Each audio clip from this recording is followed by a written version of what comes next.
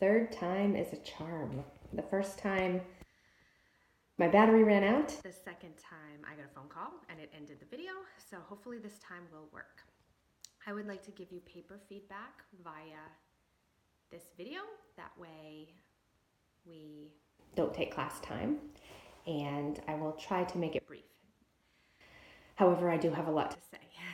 So thank you for writing these great papers. I love reading them and hearing about your lives and the goals that you're going to make to improve your health. I really enjoy that.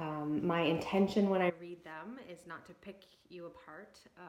So when you see all my little comments, the intention is to highlight what needs to be changed for the next time you write a paper. So think of me as a friendly editor. And what concerns me is some students are already at that level. Some students are going to have no big, it's not going to be hard for them to get at this expected level that we expect before you graduate, to be a professional, be able to write a professional nursing paper in scholarly tone, in perfect APA format. Some people have a long way to go, and that's okay. You are where you are on your path towards professional nursing skills and the outcomes that are expected. However, I would highly suggest to those of you that I wrote, you need to work with the Writing Center, that you get on it soon, because this is just the beginning. I feel that when you put 4, 5, 6 or more hours into a paper, to get a 25 isn't really respectful to the student. However, there are other instructors that will give you a 25 out of 100 points because it has not met the guidelines.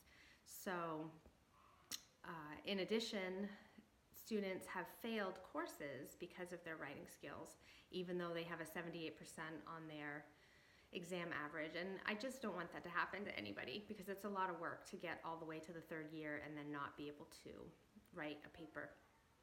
So I'm trying to identify you as either a strong writer, medium writer, or not a strong writer, and help you get the help that you need to be in the right place by the third year. So that's my intention. So hopefully you appreciate that. Also, I wanted to say that for some bizarre reason this year, when I was writing source, cite the source or citation, I used an S for every single paper. I am not a bad speller. I won the spelling bee in middle school, for Pete's sake. But I did that, and I'm not going to go back and change it. So it's an embarrassing typo that I made on every paper, using an S to put citation and source, cite the source. So whatever, I'm not perfect, just know that that's there. And lastly, when I go to correct your papers, I begin with the title page, look at it to see if it's in perfect APA format. That's an easy one. It's a recipe to write a paper, and APA is new for many of you, but it's a recipe that can be followed. So a lot of the title pages were not, exactly like the title page in the APA book or online, whatever your resource was.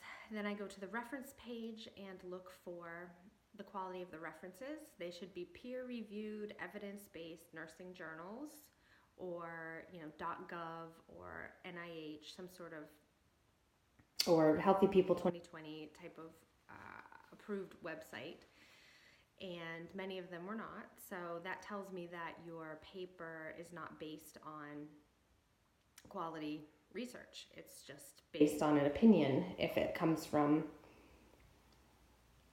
USA Today or, some psych.com or something that's not evidence-based.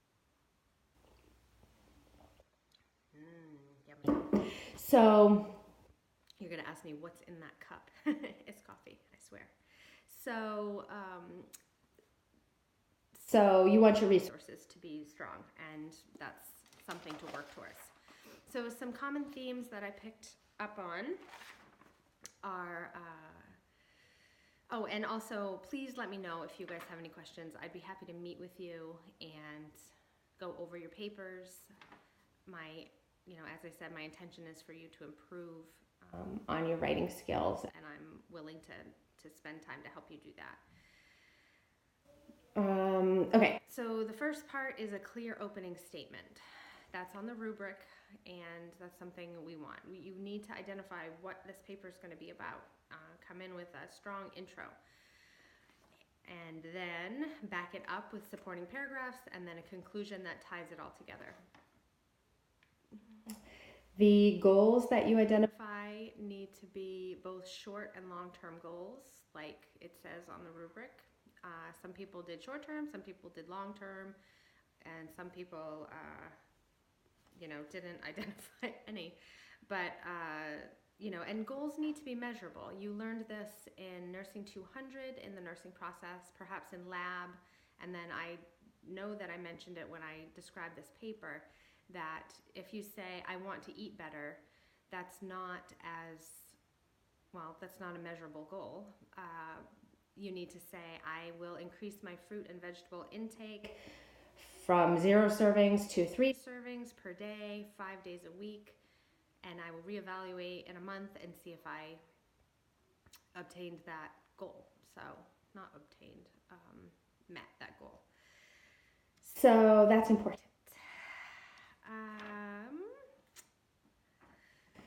So when a lot of papers I wrote professional tone or scholarly tone, I wrote grammar, hundreds of times, because just the writing style, I need to be able to tell that this is a college paper, not a high school paper.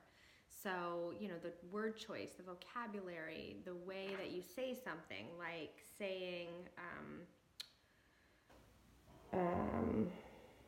where's this one?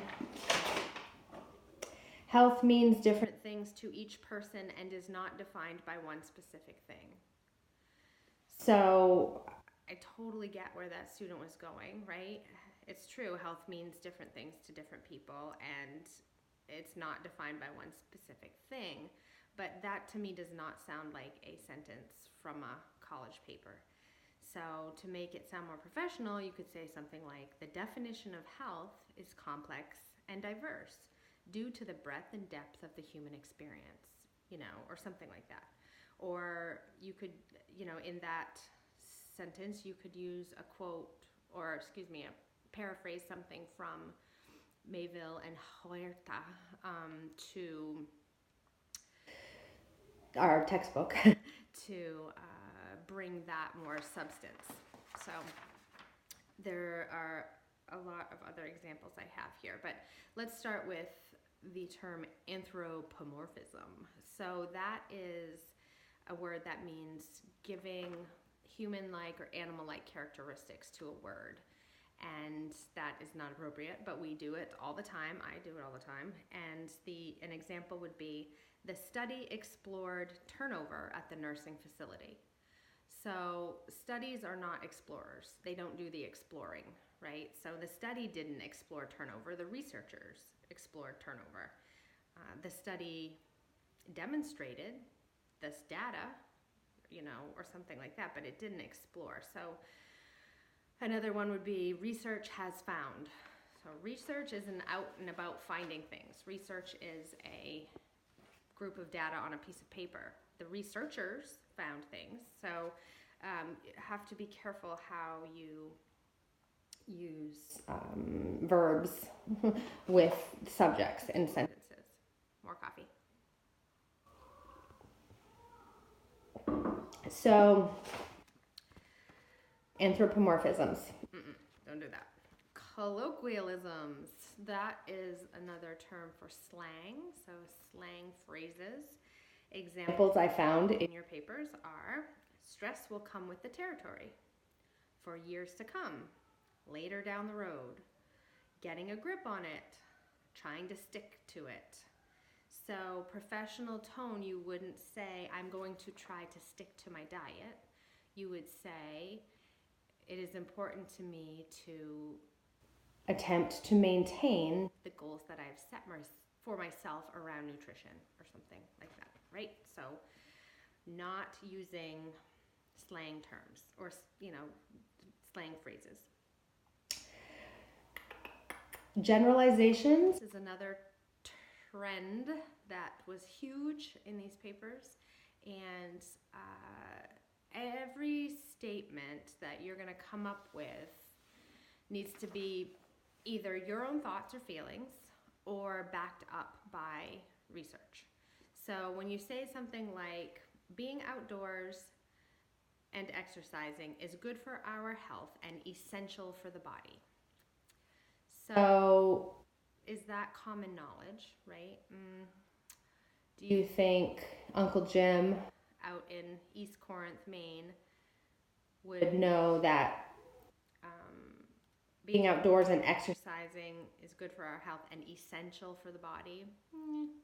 Maybe, maybe not. So if you want to say something like that, it needs to be like, according to the Department of, I almost said Homeland Security, according to the World Health Organization, being outside and exercising decreases the risk of depression by 50%.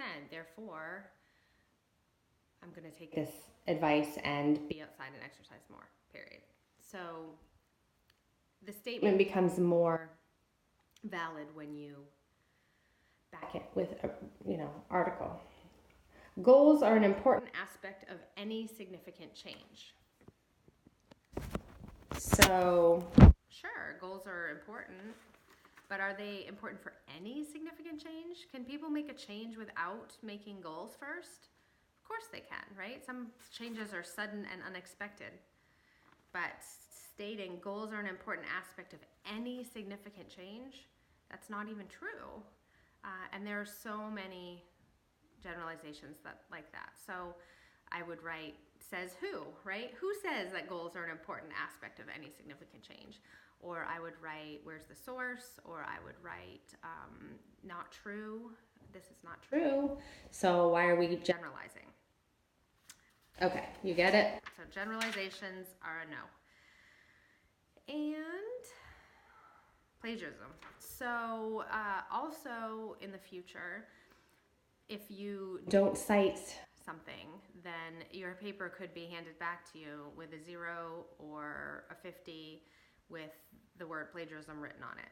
So in the first year of nursing, my belief is that we ease you into this. Maybe you don't understand exactly what plagiarism is yet. So any idea that's not your own, it has to be cited. And it's very clear to me when I see one sentence cited and then a few other sentences